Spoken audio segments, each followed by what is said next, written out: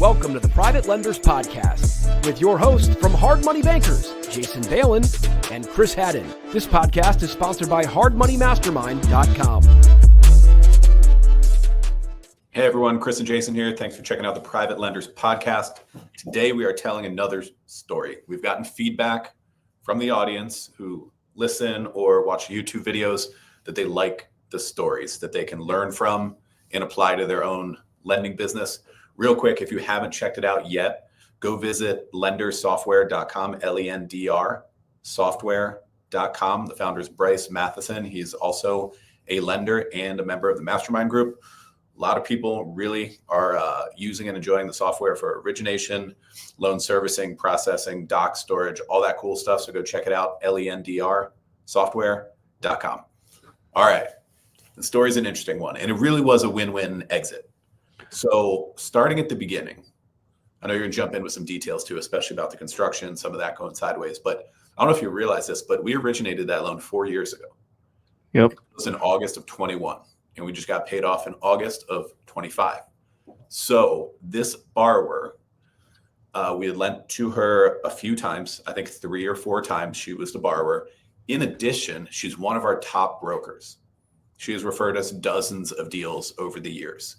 And we definitely wanted to do everything we could to make sure it was a win-win exit from a sideways kind of deal. The way it started out, he's buying a property in Montgomery County, Maryland. It's a county where we're from. It's a really good real estate market for $461 actually. And we lent $360 acquisition only. We didn't do any construction financing, even though it did need a good amount of work. They were going to do that construction work out of pocket.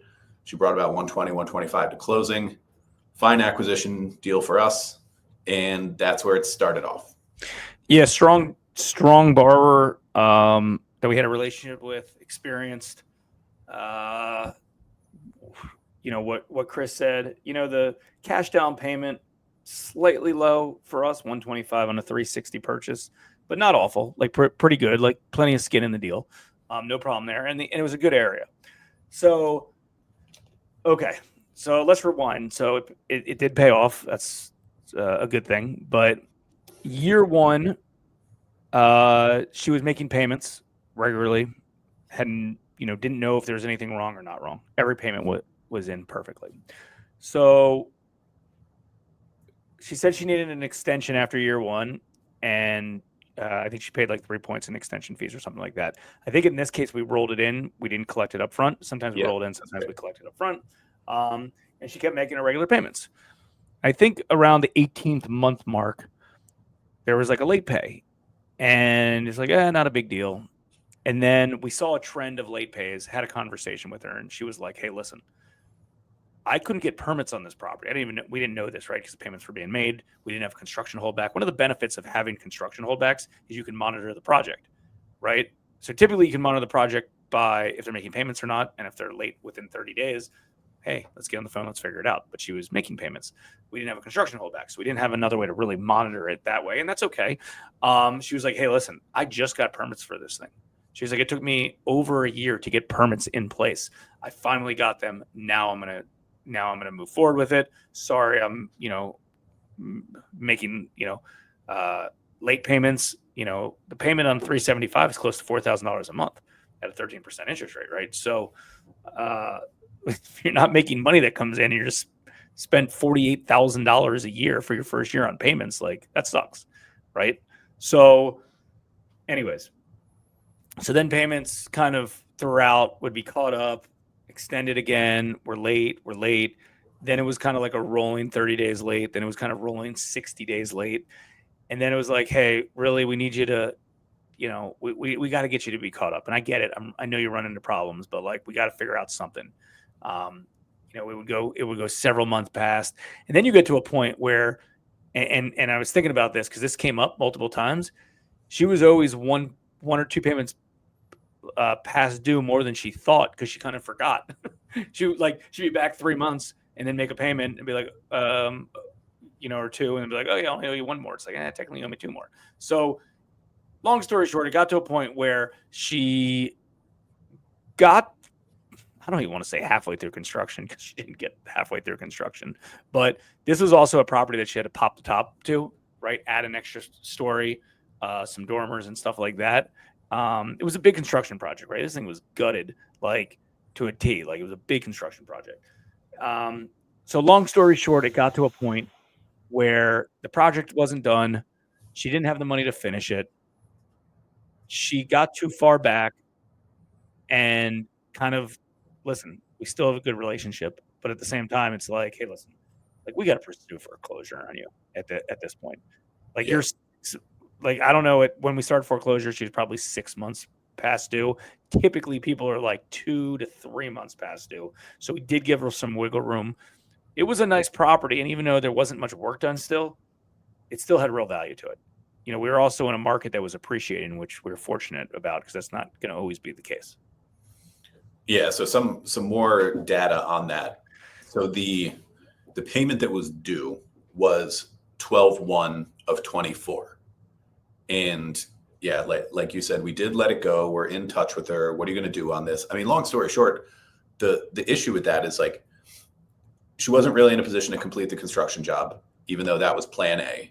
And so if she sells as is, she's not going to get back all of the money that she has put into this so far. That's probably what you're dealing with.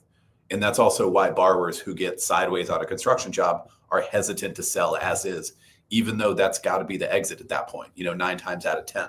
So around the spring of this year, we did, go pretty lenient on it. Like, you can have some more time, but at some point we're going to have to start foreclosure. And we did start foreclosure. Maryland's not super quick. It takes some months.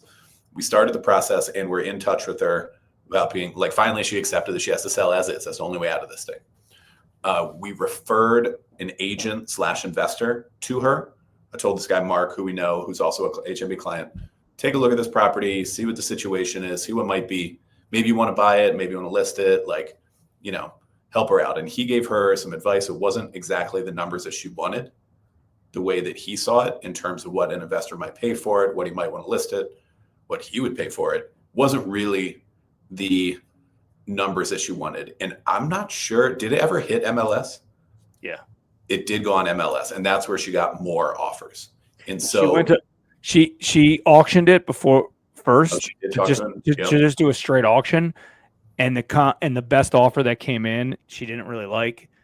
She was always very, and this doesn't always happen, it was fortunate, but she was always like, hey, I'd rather list this thing and take a little bit longer because I think I can get a higher price, and we agreed. And she was like, the current price, we'll pay you guys off some of it, but like, can you reduce my payoff? Wasn't that like, hey, can you reduce my payoff so I can make money? It was like, like I'm trying to sell this thing to get you guys paid back, and I'm having a hard time with it. Yeah. So after listing it, she eventually gets a price in the 5s. It was better than any other offer she got. It was a cash buyer. Everything looked good. We paused a foreclosure, and we were working with her on the payoff amount. And we wanted to help her out. We ended up discounting it to, I told her that if this was going to settle and pay off by the end of August, then we would discount the interest rate by 10 points. So we were going to take it from 24 to 14. Still a fine return for us, not a super home run. We also had a bunch of fees because, again, this has been extending year to year. So we had a bunch of extension fees on there. The attorney's fees weren't too substantial since we didn't get all that far into the process. We were covering some insurance, like a lot of the normal stuff that ends up getting tacked onto payoffs was there. So there's a good amount of money coming in. She was still walking with money. She still had proceeds. Like it wasn't a short sale where we cranked up the loan amount to where it was 0 proceeds to the seller. Sometimes that's the case. Didn't have to be here because she had a pretty decent offer. Still came away with a good amount of her own money getting back. We had a fine payoff. She said thanks. We said thanks. It was a good exit for everybody. And that's exactly what we want, when deals go sideways, especially for like a longtime client. Yeah. And one thing to note related to like, she got money, but we discounted our payoff. So a few things to talk about, because I think most people are like, well, why would you discount your payoff? Why would she get money back? Like, we wanted her to be incentivized to help get this thing done. And I think that's an important way to do it. You don't want to deal with this project. We certainly didn't want to deal with this project. Keep in mind, we got full freight payments for 3 years. And then over the last year, a little bit less than last year, we got a 14% return, right? So like she spent a ton of money on interest. And again, if it's outstanding for a long period of time, I'm not sticking up for her for having to pay so much that she did. You know, she's in essence screwed this project up herself.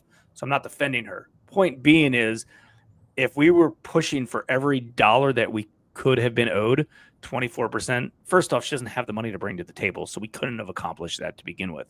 But she walked with a few bucks, and it helped incentivize her to push this through. Like she got to the point where like we were towards the end of the month and she was like, the buyer needs an extra week. I told him absolutely not. He got a great deal on this property. We're not extending it, blah, blah, blah. And she knows that like we wanted to get this thing paid off as well. But like we were like teammates in a good way to do so. And I think it's important. Like you have to obviously look out for your capital investors, but you also got to look out for your borrowers and you got to look out for yourself. Like those are the three players in a transaction like this. And you got to just do what's smart. And, you know, if this was us, you know, year one or year two, our capital investors would have been like, no, they're defaulted. We need to get that 24%. And we might have made the wrong mistake.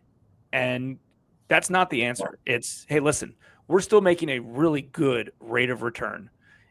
You know, that loan performed for almost 3 years, right? And yes, we haven't got a payment in for the last 9 months now, but, you know, we're still going to be able to achieve a really good high rate of return, and it's a win-win for all parties. And everyone's happy. The capital investor's happy.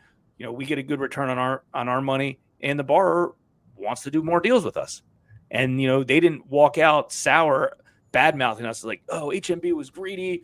They made all this money. I didn't make anything. I had to do all the heavy lifting. It has to be a win-win situation, technically a win-win-win situation for all parties. And I think that was accomplished.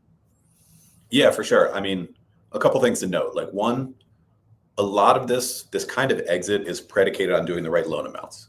Like, first of all, she got a pretty good buy price on the property. We did a loan amount based on as-is value, which was safe. We could have done it with a construction holdback too. It would have worked fine that way. But we did the right loan amount that, fast forward a couple of years, most of the payments were made, but there's extension fees. There's still, 8-9 months of interest and some other stuff, late fees, attorney's fees. And we got over a regular rate payoff, and she walked with a good amount of cash too. And that's really all predicated on doing the right loan amount. If this were an over leveraged type of loan, we would have been scraping out. She would have gotten nothing. It's not good for anybody. Yeah, honestly, giving over leverage. Like I know borrowers think it is. We were talking about this in the office earlier today. I know borrowers want high leverage because to them in the immediate need, it's less cash out of pocket. I get that. I know why they want it. But if something goes sideways, and in investment real estate deals, on occasion they will, it doesn't help them get out of it. If they had accepted a lower loan amount and you had underwritten accordingly and required a lower loan amount and they had to bring more cash, they can get out of a sideways deal. And so I know that's a tough pill to swallow, because they could also say like, well, if I had to bring this much cash, I could have done 3 deals instead of 1, but I had to bring 6 figures in cash. It's like, okay, I get that. But still, like, more is not always better. More deals is not always better. Like maybe you'll do 3 deals poorly instead of 1 deal at a time perfectly, right? Like, so I don't know. I think both lenders and borrowers both sometimes favor quantity over quality. And so, yeah, just something to take note of as a private lender. If you are a fan of this podcast, then you are probably already of the mindset that we need to do safe deals. That's the majority of what we preach here on the podcast, inside the mastermind, everything else. I know a lot of people are on board with that. Hopefully others are moving in that direction. I do know one lender in the mastermind group that they do such high leverage that they're getting a lot of defaults now. And when they send out default letters, they send them out at the regular rate, because they're not even planning on having enough equity in the deal to get default interest or other stuff. Excuse me. Sorry about that. And so that just goes to show you, like, the loans you're doing are too high if you aren't sending default letters at the default rate. you're not even planning on getting what you're owed. Like that, I don't know. There might be a little something off in the business model there. But yeah, hopefully this was some good takeaways on turning a sideways deal into a win-win situation. I think that's important as lenders, private lenders in this business who are responsible for their own capital. Really appreciate you guys checking out the show. We love all the feedback, everything else. We hope to see you inside hardmoneymastermind.com and here next time on the podcast. We hope you enjoyed this episode of the Private Lenders Podcast. Please note that the opinions stated by all the speakers on this show are only opinions and not intended for legal, financial, or accounting advice. Please make sure to always check with your own legal, accounting, and financial professionals. If you enjoyed this episode of the Private Lenders Podcast, we'd appreciate it if you would spread the word. Make sure to check out hardmoneymastermind.com, the #1 free community for new and experienced private and hard money lenders.